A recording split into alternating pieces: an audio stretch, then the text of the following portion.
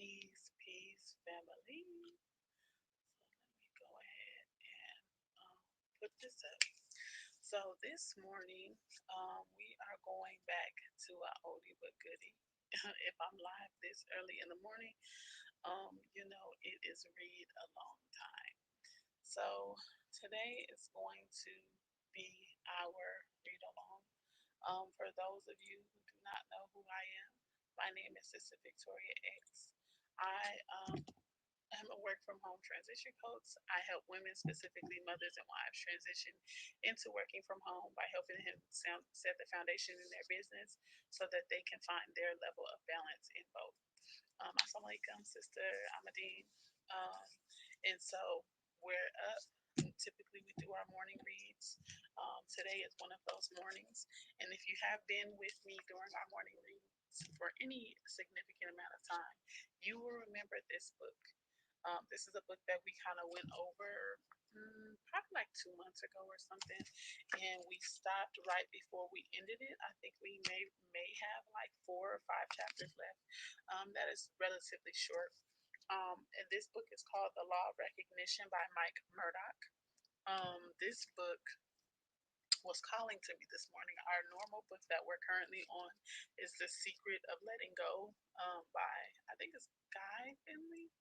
Um, However, I could not find it this morning, but this book was sitting right on my desk. So we will be reading this chapter. It's chapter 26, The Recognition of Your Personal Limitations. And just to kind of set the foundation for the book reading, we typically start off with just reading the book, reading the chapter all the way through, and then I give my commentary on the end of the chapter. It looks like this is a short and sweet chapter, so we should get through it relatively quick.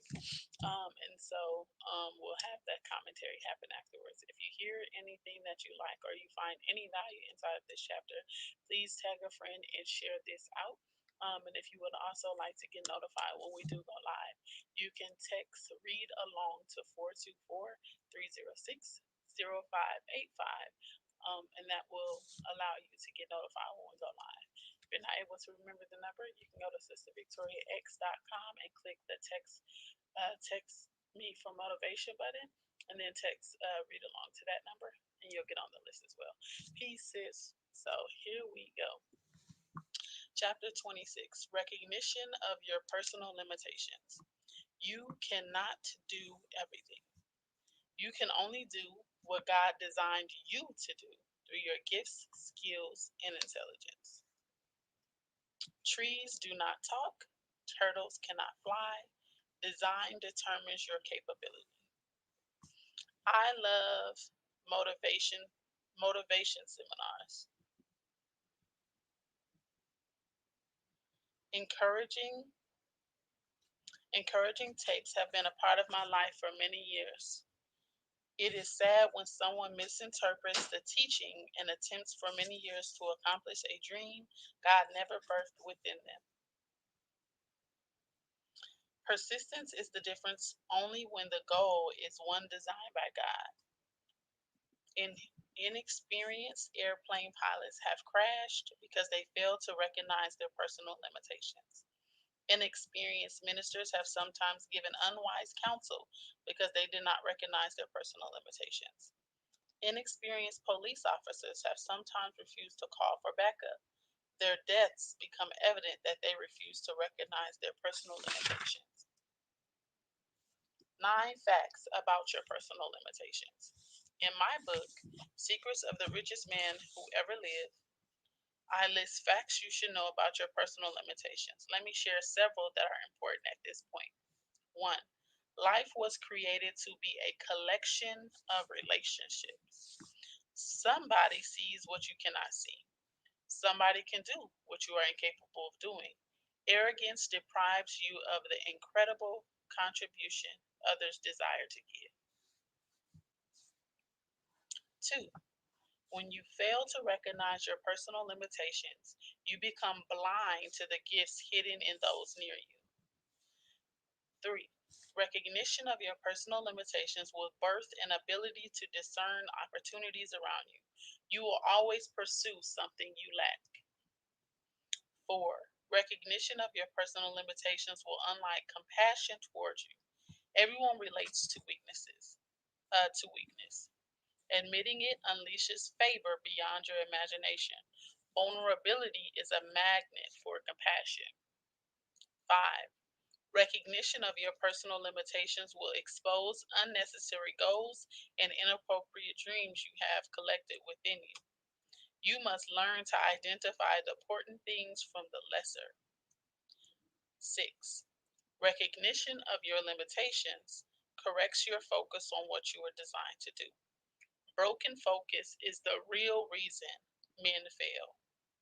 7. Recognition of your personal limitations removes stress. Nothing is more difficult than attempting to do something you can never be, to be something you can never be. 8. When you fail to recognize your personal limitations, you stop seeking solutions for them. Your weakness will multiply. You can only correct what you are willing to confront. 9. Whatever you do not possess has been carefully stored in earthen vessels near you. Love is the master key to any house of treasure. Recognition of your personal limitations will unlock the unlimited treasure stored in those around you. So that is the conclusion of chapter 7. 26, recognition of your personal limitations. And now we are going to go ahead and get into the commentary portion of this particular book.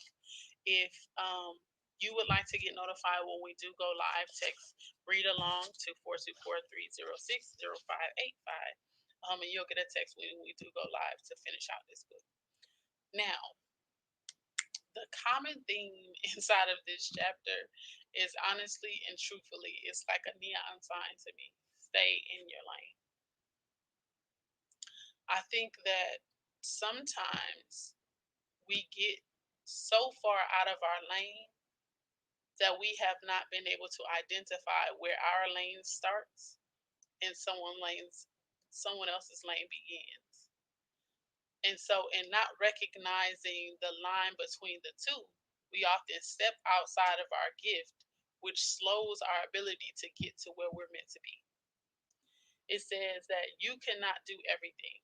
And that is the biggest thought or mistake that we sometimes make, is believing that we have the capacity to do every single thing when we were put here to do one particular thing, when we were put here to stay in one particular lane.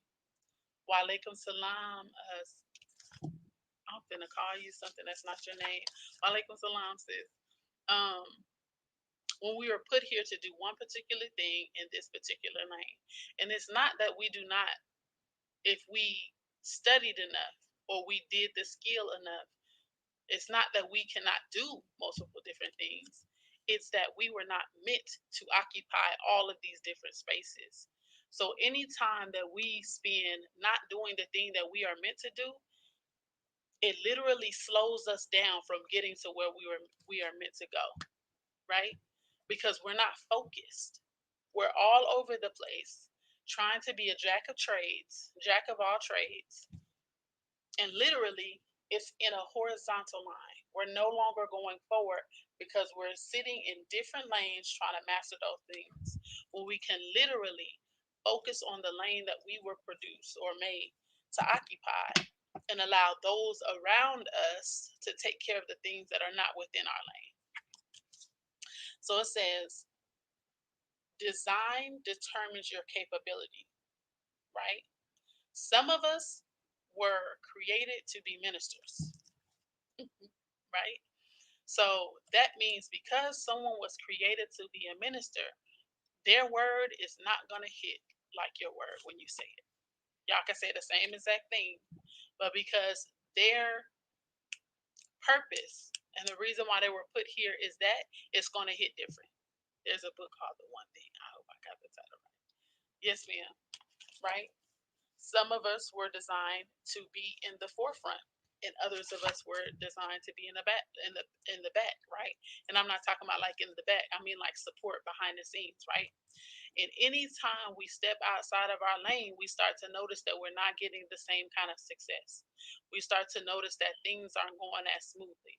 And it has literally has nothing to do with our capability and everything to do with the fact that we are no longer operating within our gift. We are no longer operating within the lane that we're supposed to, right? And so I challenge us, right? If we have been in a specific space for so long and we are not seeing a certain level of success, where when you stepped out of that one thing or that one lane, you saw a little bit of success so much quicker, I would challenge us to investigate if we're truly operating within our gift or if we've allowed other people's opinion of us to alter what we're doing in a way that is no longer being in alignment with what we were put here to do. Then it goes on to say,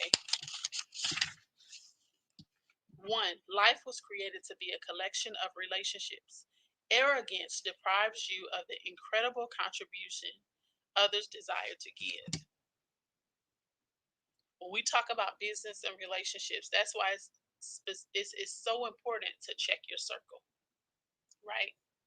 If you are in a circle where you're the smartest person in the room, or all of you guys are doing the same thing, how likely is it that you're going to be able to elevate?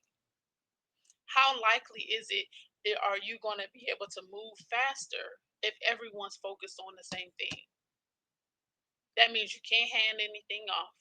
That means that you guys do not have a flow, right? Especially if you're the smartest person in the room. So when we talk about arrogance depriving us of the incredible contributions others desire to give, that means you're in a group with people that have the capacity to propel you to places that you can't go alone. But because we are so arrogant, we don't know how to ask for help, and we don't allow other people to have the shine that they were meant to have inside of their own lane. We cannot continue to be arrogant enough to believe that we're the shining star in our circle at all times. There are going to be some situations that are going to call for somebody that's a better speaker than you. They got away with words, they can make people do certain things. So just let them talk at that time. Even if you're the so called leader, it's not called for you at all times, right? And so when we are arrogant and believe that only what we have is enough, then we tend to not only dim the light of those around us, but we also diminish their confidence. And there's a certain energy that people that don't have enough confidence in their ability has, and I promise you, it will transfer. Energy transfers, it moves, it does not sit.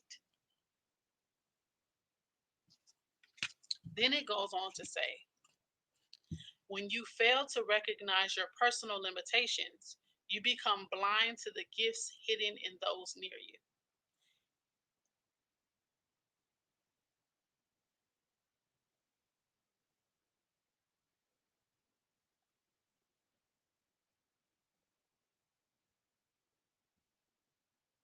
I don't know why. I can't say, there's no more words that are coming. So I'm gonna read that again. When you fail to recognize your personal limitations, you become blind to the gifts hidden in those near you. When you become so bright and overpowering in a room, it does not leave room for anyone else to step up and into their purpose.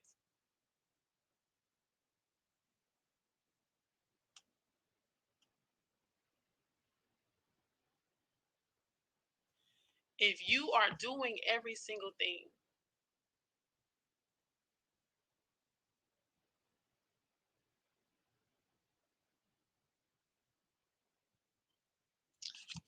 it's something in my head. I'm trying to figure out the words to make it come out to where it makes sense.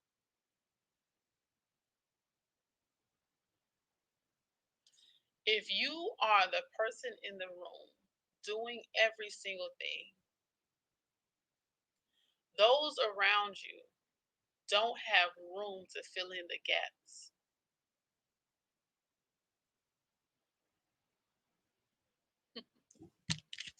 I'm gonna leave that one right there, and I'm gonna come back and do a live on that one. So then it goes on to say, you must learn to identify the important things from the lesser. Recognition of your personal limits removes stress.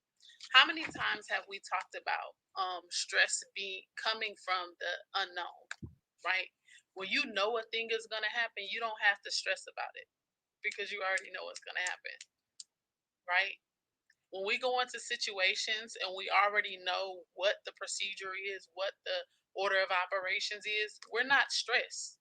It's when we step into a room, like when you go into an interview, you don't know what the heck the outcome is going to be. You don't know what questions they're going to ask.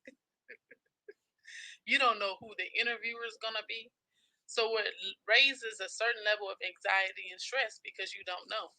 But if you knew who the person was going to interview you, if you knew the questions beforehand, you wouldn't be stressed because you know. So when it says that recognition of your personal limitations removes stress, it's literally not having to stress about a question that someone asks you because you can simply defer because it's not in your lane, right? One thing that we've gotten really good at in the company that I'm with is that if it's not in our lane, we would defer you to the person who it is, right? So if someone's coming and asking me about editing photos, I'm gonna say, sorry, that is not my lane. You should see Marquis because that is her lane. And I don't have to stress about answering that type of question because guess what? I know that's not my lane. So I can just defer it to whoever it is, right? And so recognizing what your limitations are not only alleviates stress, but it gives you a focus for study and improvement. Sometimes we find ourselves reading books that don't really impact us because we have not studied ourselves to know where we need to be impacted, right? We just read in books because so and so said it was a good read. We just read in books because it's hot on the it's top on the hot books list, right? Instead of really doing the self work and the inner work to identify where our limitations are, where we need to grow, where we need to expand, and finding a book or even a chapter, an article, right? And focusing on that. A lot of companies expect you to know everything. That is not a it is not a good technique, right? One thing I will say that is when you're starting out in business and you're the primary person that and it's just you, yes. Okay. You will have to know how to do everything in your business to know how to run it. Run it. Not perfect everything, but know how to do everything in your business to be able to run it efficiently so that you can have the experience to know if someone has the capability to fulfill the role. Praise be to Allah, sis. Right? Because if you hire someone and you never did the work yourself, you don't know if they're bluffing or not. You don't know if they're bluffing or not because you didn't have to experience that role. So when you're starting out, don't feel like you have to master everything. Just be able to maneuver in every area until you have built it up in a certain way to where you can outsource. But for the companies, right, they want you to do everything, but they don't realize sometimes that when people are just able to do what they love and operate in one lane, they can get so much more done, right? Because they're more creative when they're doing what they like, they're more open when they're doing what they like, and everyone's in a much, much better mood. So then it says, correct what you are willing to confront. When you fail to recognize your personal limitations, you stop seeking solutions for them. And this goes back to what we just talked about, right? When we just reading books or we're just watching lectures or we're just doing X, Y, and Z just because, instead of really looking into ourselves and seeing what we need and feeling that need, right?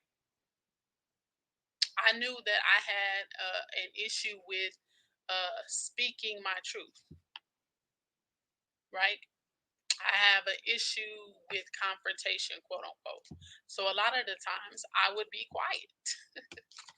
I will be quiet. I will literally watch stuff um, fall apart because for some, I don't want to say for some reason, but Allah has given me the ability to like see stuff in cycles. I don't know even know if that makes sense, but I can see what this will lead to and what that will lead to. And so I sometimes I most of the time I'm able to see where the breakdown is going to occur. But because I was not comfortable in my voice, I just watched it occur. And so what did I do? I took a class that teaches me how to trust in the divinity that lies within my voice, right? I didn't take the most popping social media course and the the most most popular motivational speaking course. That's not what I needed, right? And so we have to be very intentional about doing things because it is what is required for us, not because that's what's popular at the time. You block others from offering their contributions when you don't get yes. Yes. And the thing about that is that some people do not have the capacity on their own to be able to identify what their gift is, but they are able to realize what their gift is when they're helping someone else because it naturally comes out of them, right? And so when we put ourselves in a position to peace and blessings, when we put ourselves in a position to where we think we're high and mighty, we think we know it all. We don't even open ourselves up to ask the question that would lead them to unlock their gift. If you need help with your business, how do you ask for help in your business and vision? So if you need help with your business, how do you ask for help in your business and vision? I've struggled with that. One thing I'll say to you, sis, is everyone does not deserve access to your vision, right? Because the thing about our vision is that Allah gave us the specific prescription to be able to see it. And sometimes what we will do is we will expose the glimpse that He gave us to people that can't see it like we see it. And so they'll discourage you, they will knock you off path, they will say things to make you feel to make you question the vision that God gave you. So the vision part, you will know who you can share your vision with. But asking for help in business is literally seeing where you're okay. I'll say it like this. What parts of your business do you not enjoy? Right? And that's where you ask for the help, right? So it's not like a general type of thing. Sometimes when we ask for help in our business, we just say, "Yeah, I just need help in my business. I'm doing XYZ, and I need somebody to come help me with this." But if you literally um, catalog or take inventory of everything that you're doing, if you are loading your website, what does that process look like? If you are, I don't know, I know you have a book, sis. What is your process for writing a book? We have to literally write down all of our processes, what exactly it is that we're doing. And then that will allow us to look at it and identify the parts that we don't like, the parts that can be handed off. And then delegating becomes much easier because we already have the process written down. So it's a matter of being very specific. So instead of saying, I need help in my business, you can say, hey, I need someone that can package orders just like this and get them out in a 24-hour time frame. That's very, that's more specific than saying that you need help, right? It's the same thing that if someone's a braiding specialist, right? A braider, if I want knotless braids and one person says that I do all these styles, but this one says I'm a knotless specialist, I'm more inclined to do business with the person that is a specialist at what I want. So if we become very specific about the type of help that we need, then it'll be easier for us to ask. Because some of that uneasiness, sis, is that you don't know exactly the help that you need. So when you tell someone that you need help in your business, you kind of get a little bit nervous because you know the next question is going to be like, well, what you need help with? And then it's like, oh, well, what do I need help with? I just know I'm stressed out. So I know I need help, but I just don't know. So that's what I would say. Um, take inventory of all of your processes, take inventory of all of the things that you're doing. Of course, take inventory of your goals and where you see your business going. And then it will enable you to be able to outsource to those people that love exactly what it is that you need. And they're going to expand that part of your business far beyond what you would be able to do on your own because it's going to be their passion. It's going to be something that they desire. So we get real creative when we're passionate about a thing. I hope that helps this. Right? All praises to Allah. And then the last thing it said was recognition of your personal limitations will unlock the unlimited treasure stored in those around you. Let people help you. Give people the opportunity to rise to the occasion, right? Sometimes, and I'll say this, sometimes we think that we do not have help. Sometimes we feel like people have failed us. Sometimes we feel like, we're in this all alone, but we never gave anyone the opportunity to prove us wrong. We never gave anyone the opportunity.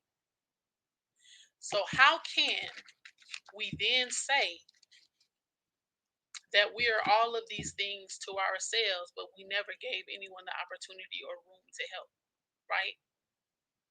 We have to give them the opportunity and the room to help, right? Because to give someone the opportunity to help you and then try to micromanage them, you're going to snuff out their desire to help you so much quicker.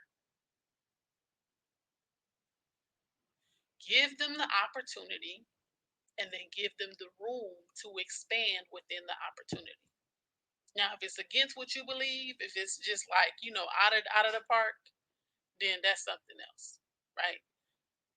But give them the room to expand within that opportunity and know that they are not going to do it the way that you do it.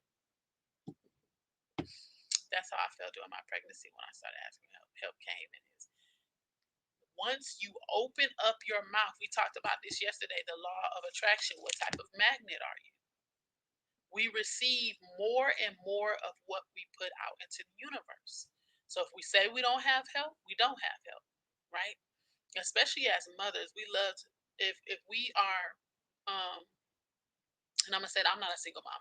I'm married, but sometimes as single moms, women will say, "I don't have any help," right?